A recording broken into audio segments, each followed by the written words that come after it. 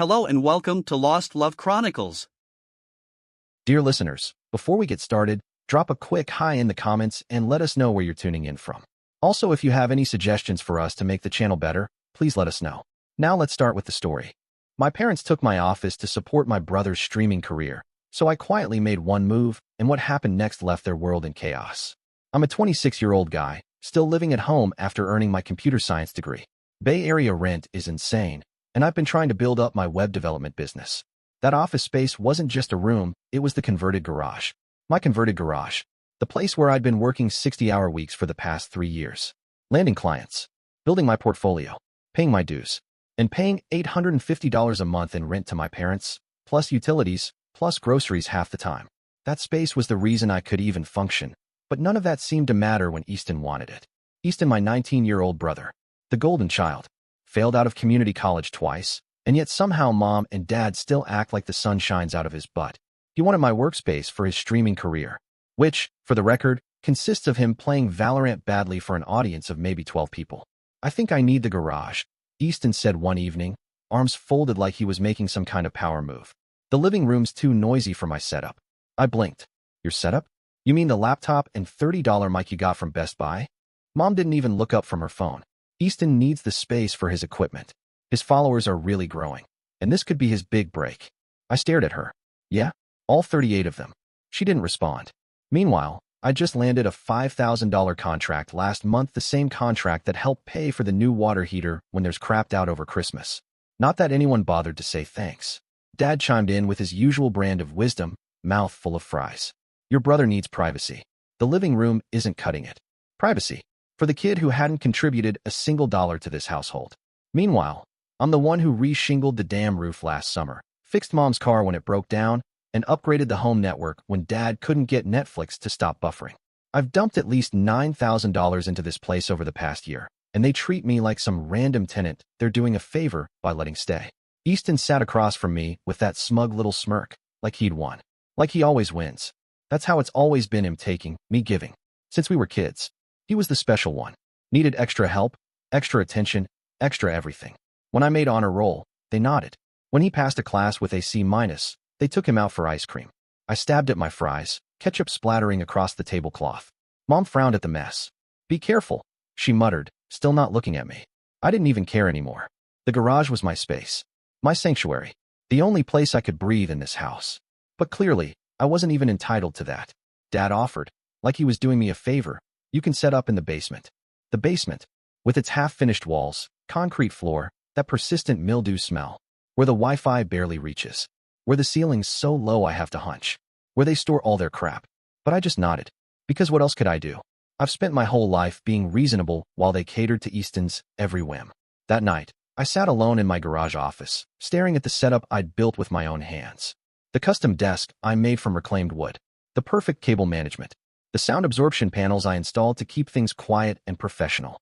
3 years of building my space, my business, my livelihood, and they were giving it away to a teenager who couldn't even be bothered to wash his own dishes. Something inside me just snapped. But maybe I should back up and explain the Easton situation, because that's key to understanding why this desk thing hit me so hard. From day one, this kid has been treated like he's made of glass. Growing up, if I came home with a B+, Dad would frown and ask, why not an A? If Easton scraped by with a C-, there'd be a celebration like he'd won a Nobel Prize. He's just wired differently, Mom would say. He needs more support. Meanwhile, I was the responsible one, the one who had his act together. Translation, the kid they didn't have to worry about, so they didn't. When I was 16, I saved for 6 months, 6 long months to buy my first laptop. Easton got the newest iPhone for his 12th birthday, because all his friends had one. I busted my butt for a scholarship to state.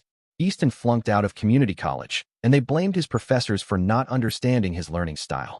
Then they paid for him to try again at a different school, which he also flunked out of.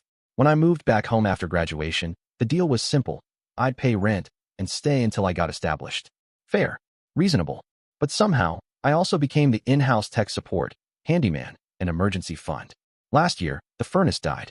Coldest week of January. The repair bill came to $2,700. Guess whose savings paid for it? Not Mom or Dad, both of whom worked decent jobs. Definitely not Easton, who was between opportunities. Me. They promised, we'll pay you back soon. Still waiting on that. 3 months ago, Dad's car needed a new transmission. $1,800. Came straight out of the money I'd set aside from client work. Last summer, I spent 2 weeks tearing down and rebuilding the deck that was rotting through. I paid for the materials. I did the labor. I was outside in the heat with a hammer and power drill while Easton sat inside, playing video games. When they had friends over to see the new deck, Dad laughed and said, "Yeah, got it done for cheap." He never mentioned that I built the damn thing. And every single time I try to bring this stuff up, Mom gets teary-eyed like I'm attacking her, and Dad gets defensive. Family helps family, he says, but it only ever seems to go one direction. So yeah, the garage workspace meant a lot to me. It was the one place in this house that was mine, where I built something from nothing. And now they were handing it over to Easton because his streaming career might take off someday. That night, I couldn't sleep. I just lay there, staring at the ceiling, cataloging every time they'd chosen him over me. Every time they'd taken something from me just to hand it to him. Every time I'd swallowed my anger, smiled, nodded, and played along like the good son. Not anymore.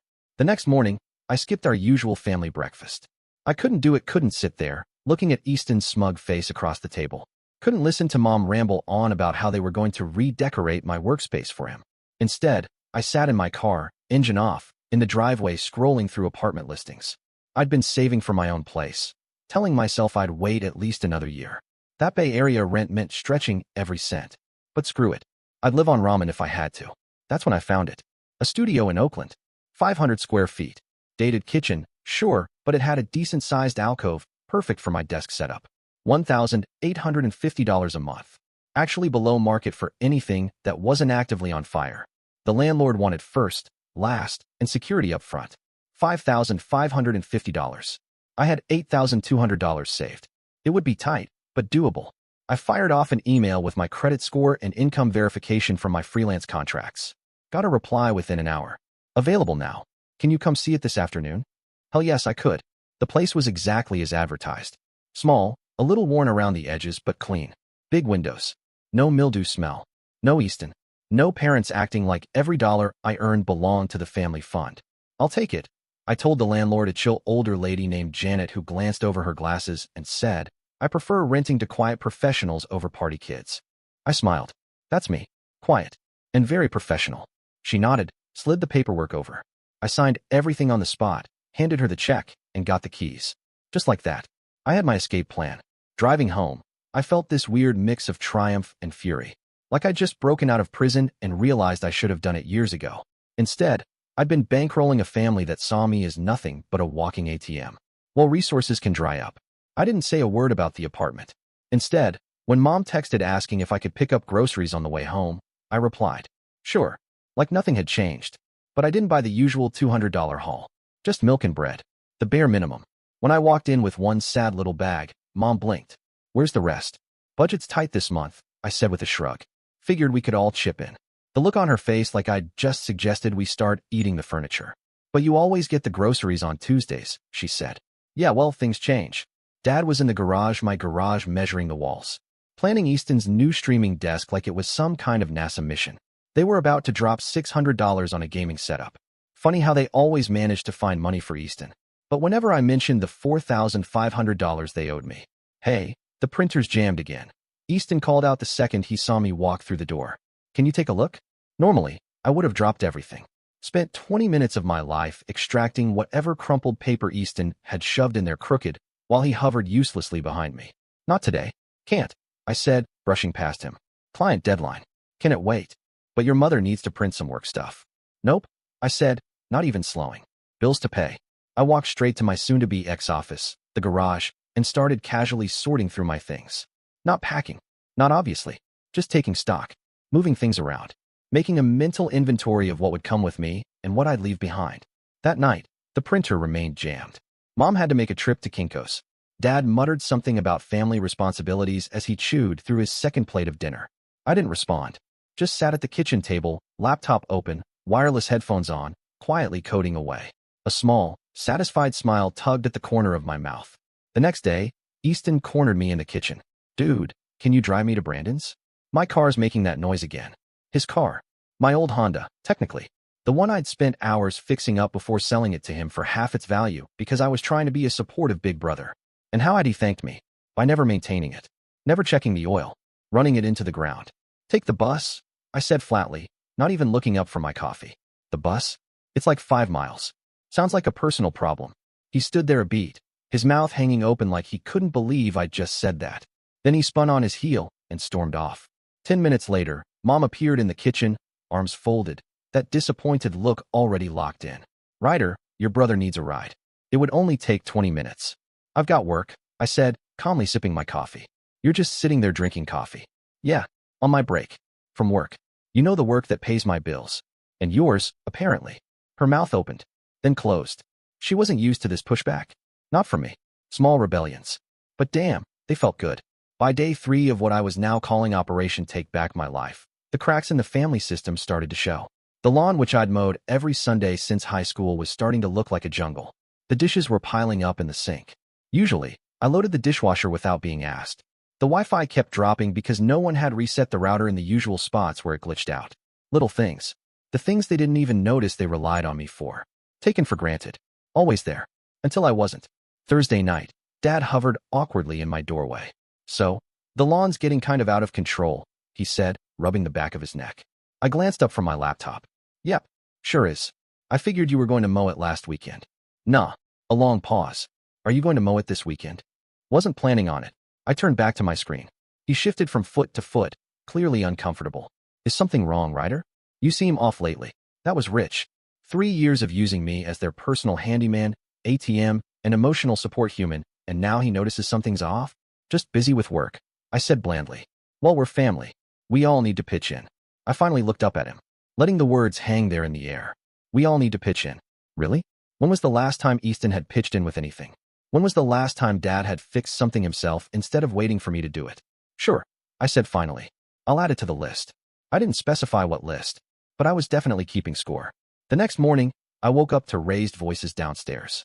Groggy, I rubbed my eyes and padded quietly to the top of the stairs, peering over the banister. Easton and Dad were arguing in the living room loud enough to wake the neighbors. Why do I have to do it? Easton whined, his arms flailing. That's Ryder's job. Your brother's busy, Dad snapped. Just do it this once. But I have a stream scheduled. Easton cried like someone had asked him to scrub toilets with a toothbrush. My followers are expecting me. All 38 of them, I thought dryly. Tragic. Then reschedule it.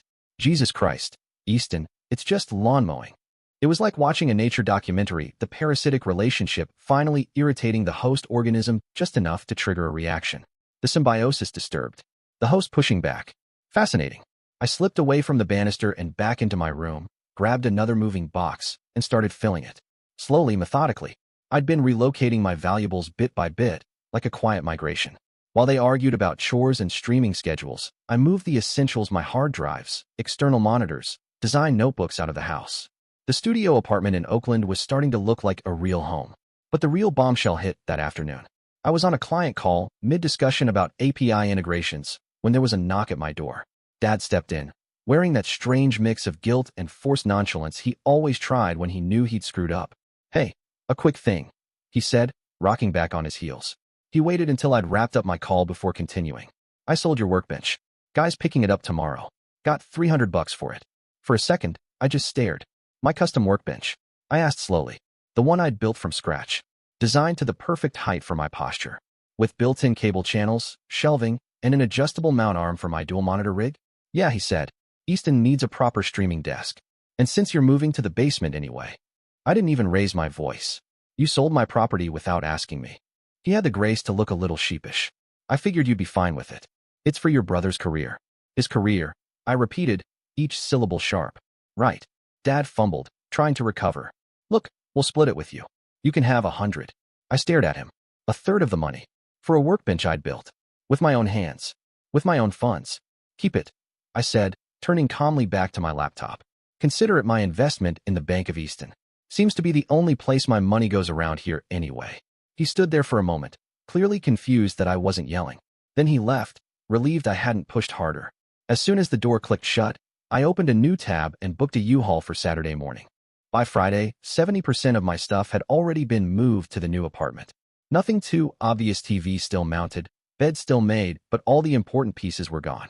My documents, clothes, and every critical component of my computing setup had quietly vanished while the rest of the household moved through their days, oblivious. The cracks were getting deeper. Easton had tried to mow the lawn, and left it looking like a goat had chewed it unevenly. Dad tried to fix the printer himself, and somehow made it worse. Now it refused to even power on. Mom, already stressed, had started getting snippy over the state of the house, snapping at Easton over dishes and muttering under her breath when she passed me in the hall. I just moved like a ghost. Did my own laundry, cooked my own meals, washed only my own dishes. When the internet went down again, Mom called out from the living room. "Ryder, the double Wi-Fi is acting up again." I didn't even look up from my code. I just called back. Try unplugging it. It was satisfying. Small things, but they added up. Friday night, Dad cornered me again, this time with that forced casual tone I'd come to recognize. "Look, about your workbench," he started. "If you really want to keep it, I can call the guy back." "Too little. Too late. Don't bother." He nodded slowly, clearly uncomfortable. "Easton's pretty excited about setting up the garage. Maybe you could help him get everything arranged this weekend," Dad said, like we were just two equals having a casual chat. "You know, make it a brother thing."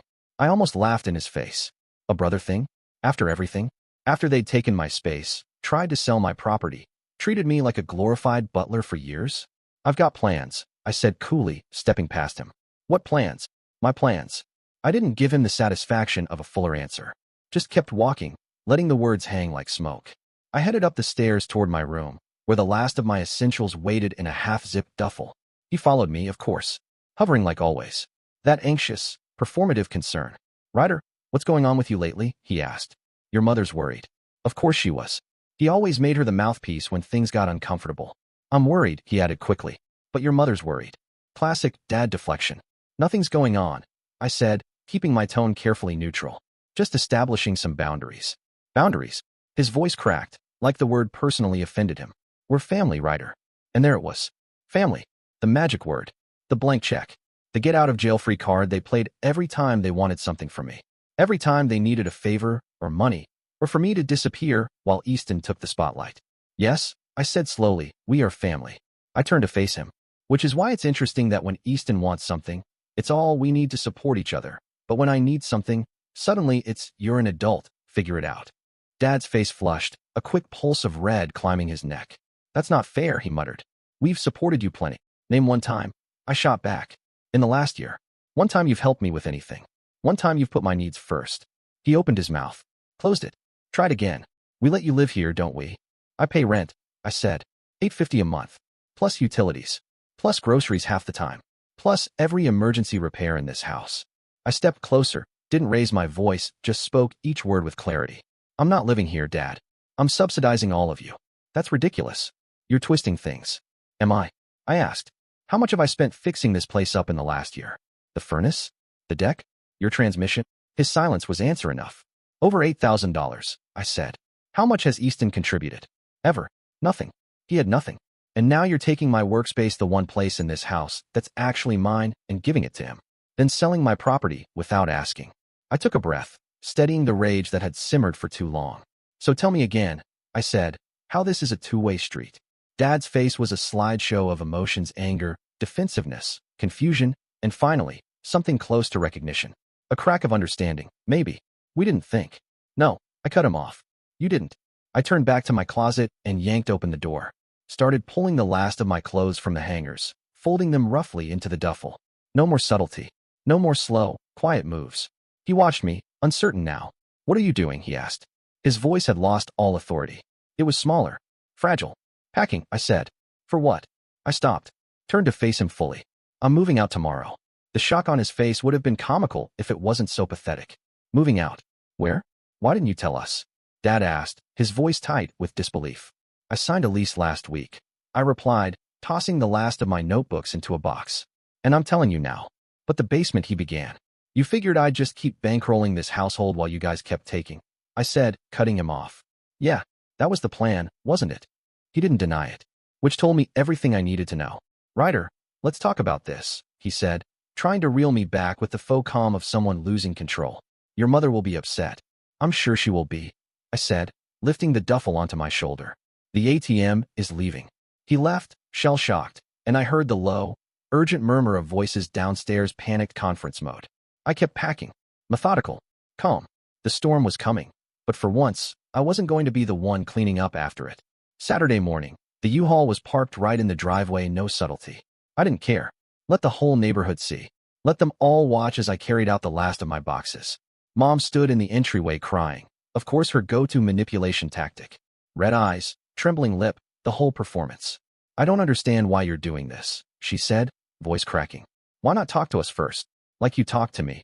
I said coolly, not breaking stride, before deciding to take my workspace. I slid another box into the truck, smooth and practiced. That's different. Easton needed. Easton always needs, I said. Easton always gets. I turned, met her eyes for the first time. I'm just finally taking myself out of the equation.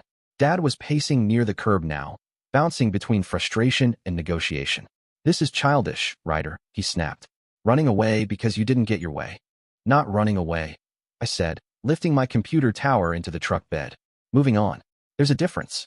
Easton, predictably, was sulking on the porch, his arms crossed, lower lip practically trembling.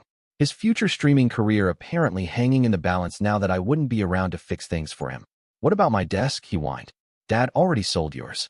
Yeah, I said, turning to him with a smirk. Sounds like a you problem.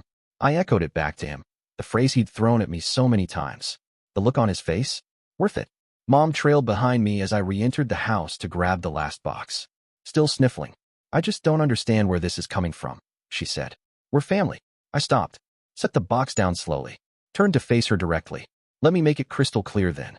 I walked into the kitchen, opened the drawer where we kept pens, grabbed a marker, then tore a sheet from the printer that, surprise, still wasn't fixed. At the counter, I wrote, pressing hard enough to dent the wood beneath the paper. Ryder's contributions, last 12 months. Rent paid, $10,200. Utilities, $1,800. Groceries, $4,800. Furnace repair, $2,700. Dad's transmission, $1,800. Deck rebuild, $1,100, plus 80 hours labor. Regular home maintenance, $2 for 100. Tech support, countless hours.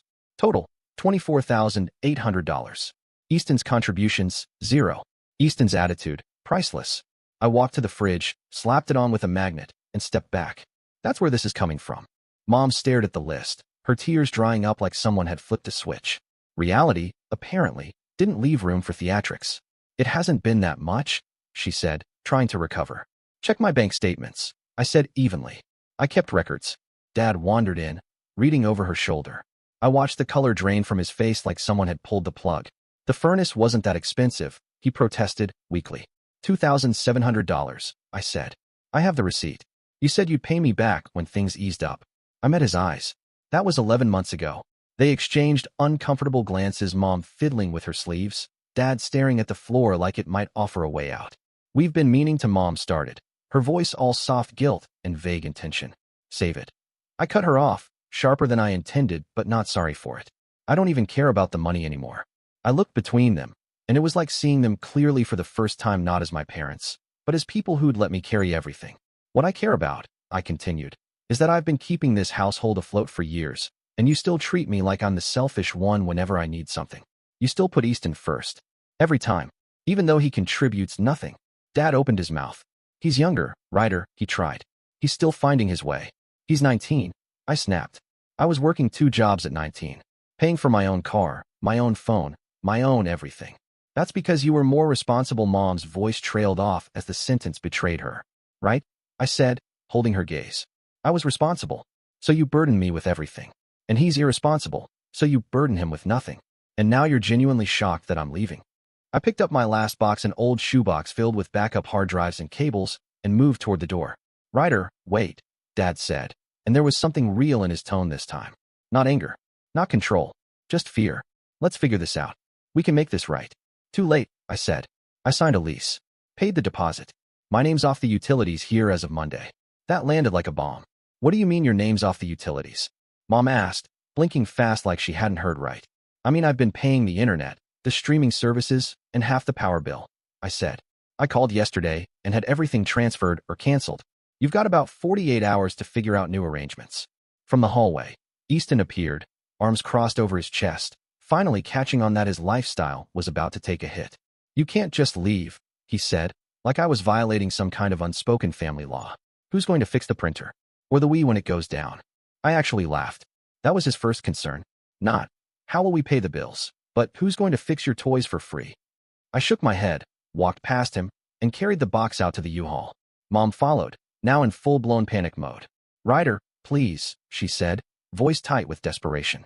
"We didn't realize how much you were doing. We can work something out your father, and I will pay you back."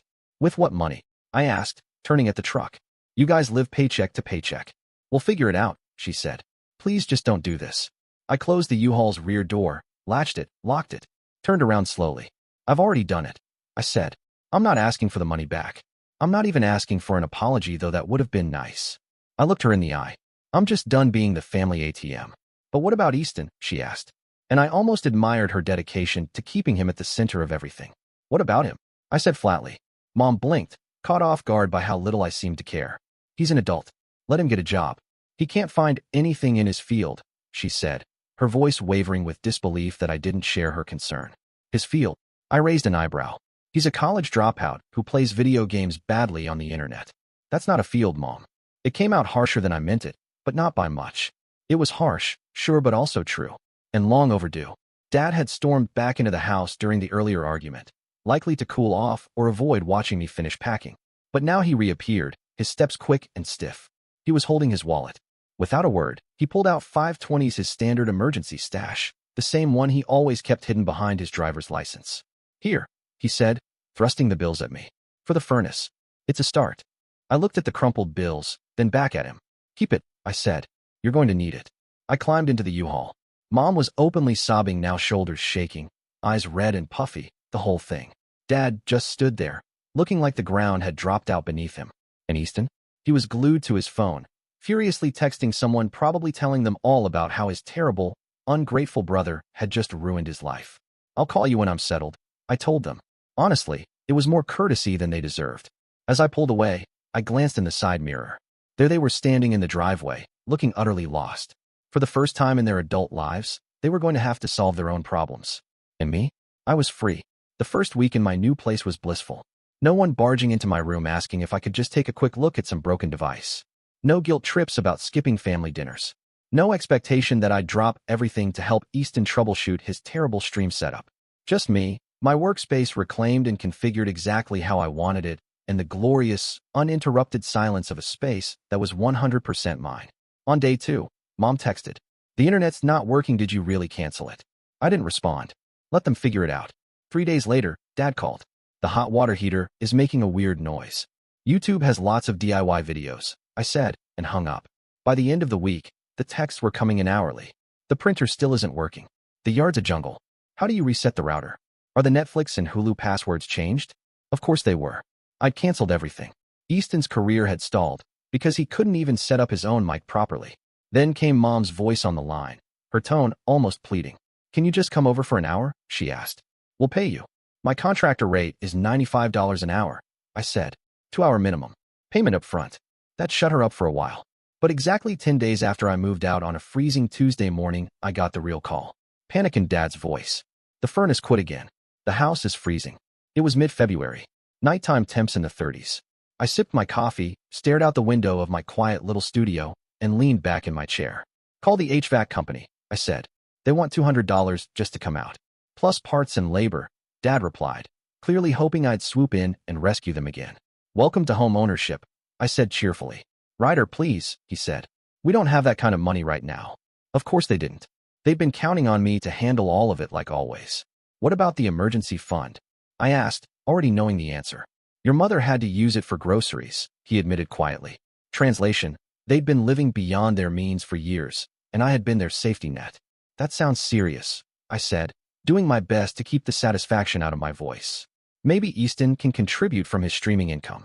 The silence on the other end was delicious. "He doesn't," Dad started, then caught himself. "That's not really. Easton's not really bringing in money yet." Shocking. I let him stew in that for a beat. The awkwardness was practically vibrating through the phone. Then I sighed long, dramatic, unmistakably tired. "Text me the exact error code on the furnace display," I said. "I'll see if it's something simple."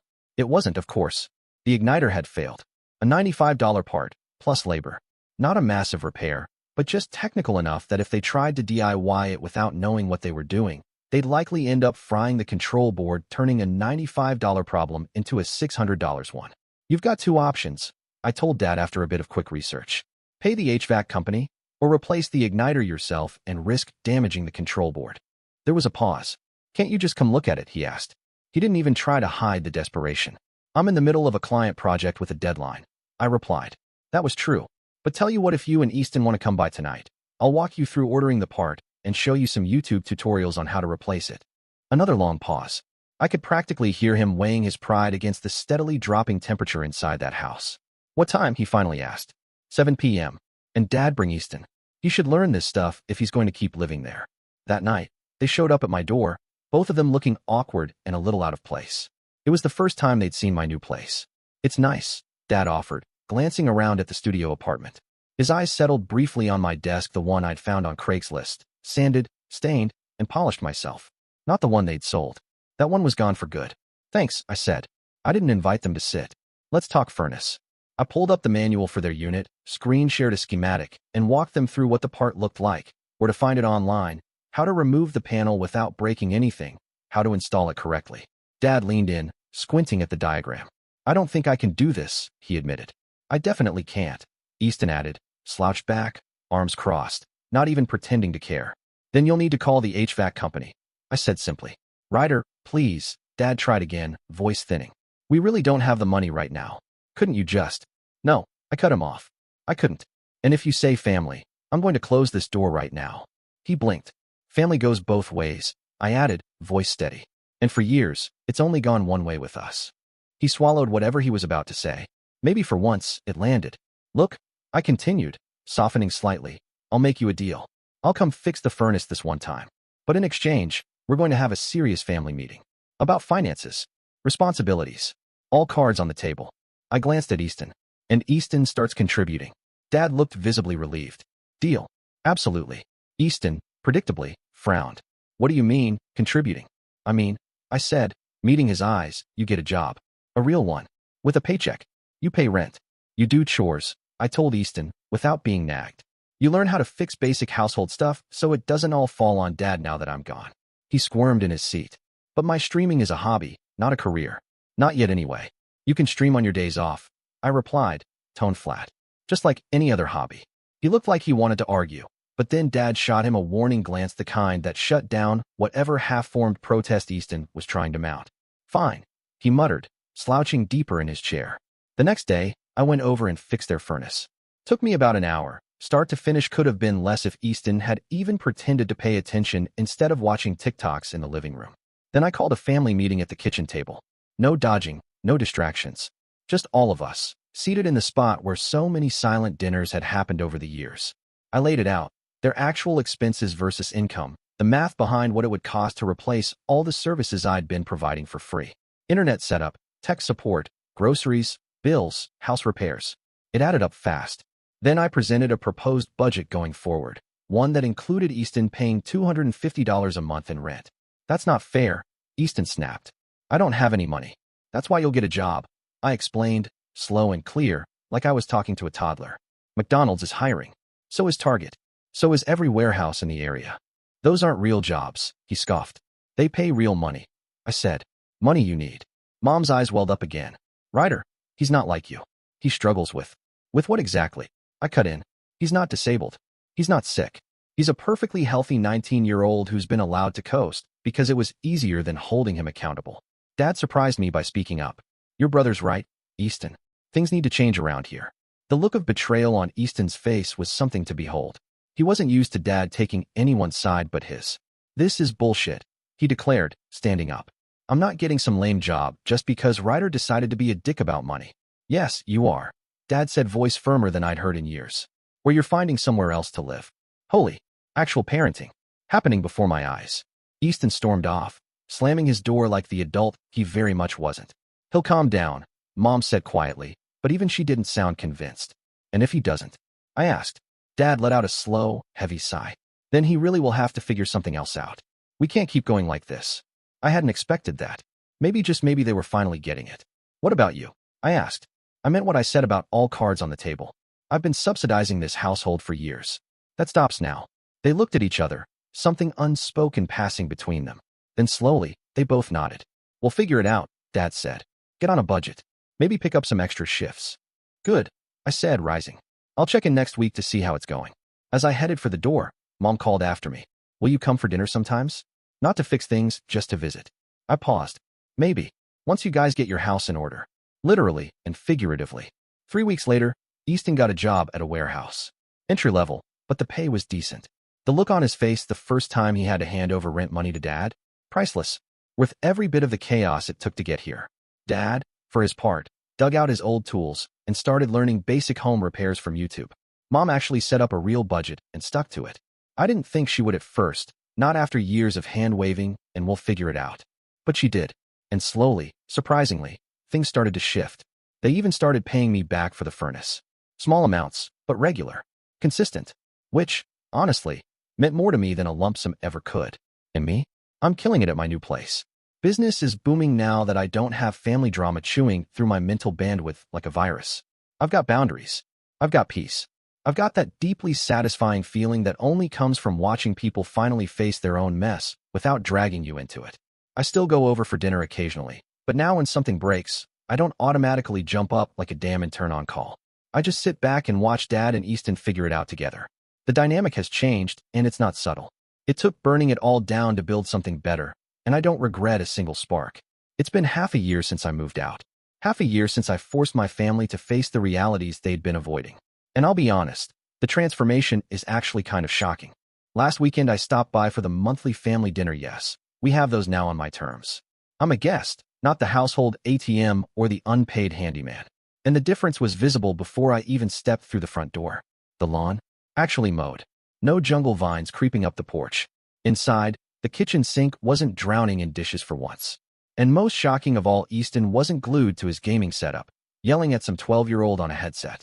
Turns out the golden child has been learning some harsh but necessary lessons. His streaming career hit a wall fast once he had to balance it with his warehouse job. No more 12-hour gaming marathons when you've got an 8-hour shift moving boxes. He bitched about it constantly at first, Mom confided with a small smile. But something unexpected happened. He got promoted to shift lead last week, Dad said, pride slipping into his voice as he passed me the pot roast. Youngest one they've ever had in that position. I looked at Easton. To my surprise, he actually looked embarrassed by the praise. A flush hit his cheeks, and he shrugged. It's not a big deal, he mumbled. Just means more responsibility for barely more money. Welcome to adulthood, I said with a small grin, and this time it didn't come with the bite it would have carried 6 months ago. But the real shocker came after dinner. The dishwasher let out this weird grinding noise mid-cycle. A clunk, then a whine. Damn thing, Dad muttered, half standing. Then he paused, turned to Easton instead of me. Can you take a look at that tomorrow? Probably just something caught in the filter. Easton just nodded. Yeah, no problem. Like it was normal. Like he'd been handling household maintenance all along. Like I hadn't been the one carrying that torch alone for years. Mom must have seen the surprise on my face, because she smiled and said, he's gotten pretty good with basic repairs. After you left, and the toilet broke for the 3rd time, he finally took initiative. YouTube tutorials. Easton gave a little shrug. Same ones you used to watch. I almost fell out of my chair. Later, Dad walked me out to my car. It was quiet, just the two of us under the porch light. Then he awkwardly handed me an envelope creased at the edges, stuffed thick. Inside was $500 in cash. It's not everything we owe you, he said quickly, before I could even open my mouth. But we've been putting aside a little each month. Figured we'd start making real payments.